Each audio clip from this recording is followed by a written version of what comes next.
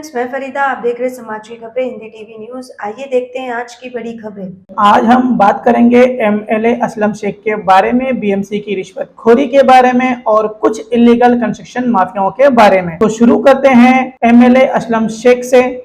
इनको किसी पहचान की जरूरत नहीं है, तकरीबन सभी लोग इन्हें काफी अच्छे से जानते हैं।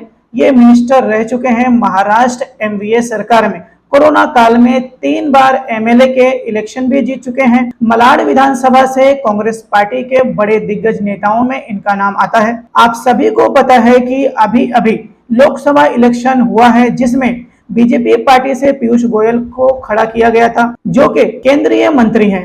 उनके सामने कांग्रेस पार्टी ने भूषण पाटिल जी को अपना उम्मीदवार बनाया था। अब इनके बारे में थोड़ा सा हम जान लेते हैं। कांग्रेस पार्टी के मुंबई के ट्रेजरर हैं और इन्होंने 2009 और 2012 में भी इलेक्शन लड़ा था, नगर सेवक और एमएलए का, जिसमें इनको हार का सामना करना पड़ा था। इस बार ये एमपी के इलेक्शन में खड़े थे। जनता ने काफी प्यार दिया लेकिन हार गए।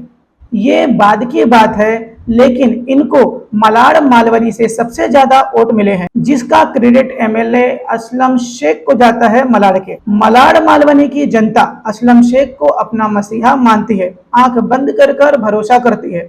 हम कह सकते हैं कि भरोसे का दूसरा नाम एमएलए असलम शेख को माना जाता है मालवनी में। एग्जाम्पल लेके हम समझते हैं, अगर कहीं पर गटर या गली का काम होता है तो भी लोग बीएमसी या नगर सेवक का नाम नहीं लेते हैं, सीधा बोलते हैं कि असलम शेख भाई करवा रहे हैं। कई जगहों पर पानी की समस्या थी, एमपी गोपाल शेट्टी ने काम करवाया, लेकिन जनता का कहना है कि असलम भाई ने काम करवाया है। हमारे कहने का मतलब बस इतना ही है कि यहाँ कुछ भी अच्छा होता है तो इसका क्रेडिट जनता असलम शेख को ही देती है। यहाँ की जनता असलम शेख को भगवान या मसीहा का नाम देती है, इस तरह से उनको मानती है। इसका फायदा उठाते हुए कुछ इलीगल काम करने वाले माफिया हमेशा असलम शेख की फोटो अपने साथ बैनर पर लगाते हैं। जब ये लोग कुछ भी इलीगल काम करते हैं तो कुछ लोगों का कहना है कि असलम शेख ने करवाया है।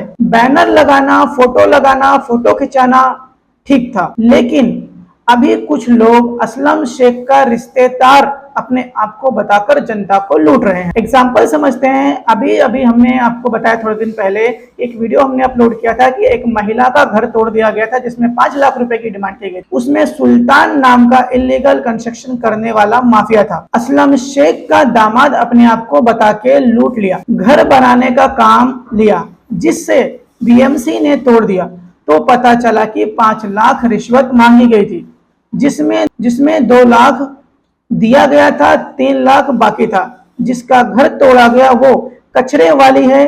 इससे लूटने वाले पे डिपार्टमेंट को कार्रवाई करनी चाहिए। दूसरा बड़ा नाम आता है कंस्ट्रक्शन माफिया में, वो है फकरू।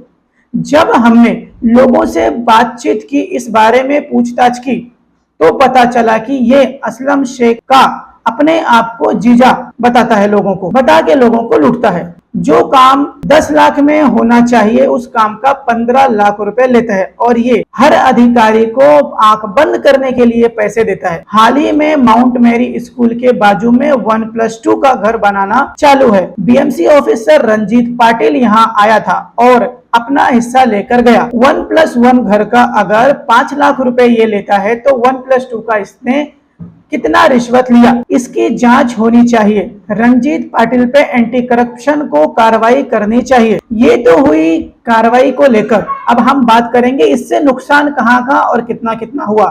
आप सभी लोगों को पता होगा कि 2019 में एनसीसी स्कूल के सामने घर गिरा था, जिसमें कई लोग घायल हुए थे। फिर 2020 में मदर टेरेसा के पास घर गिरा था, जिसमें 2 लोगों की जान चली गई थी।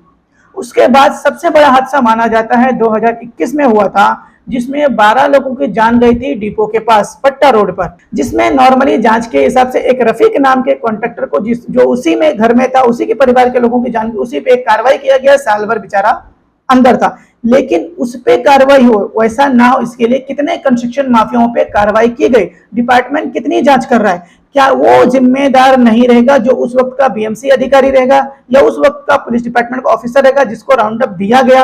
उन लोगों पे क्या कार्रवाई की गई? किसी ने कुछ भी नहीं कहा, सिर्फ अपना खाना पूर्ति जिसे कहते हैं, जान छुड़ा लेना जिसे कहते हैं, एक रफीक नाम के कॉन्ट्रैक्टर पे कार्रवाई की गई, जबकि उसी के परिवार के लोगों की ज्यादातर डेथ हुई थी, अपनी जान छुड़ा ली गई।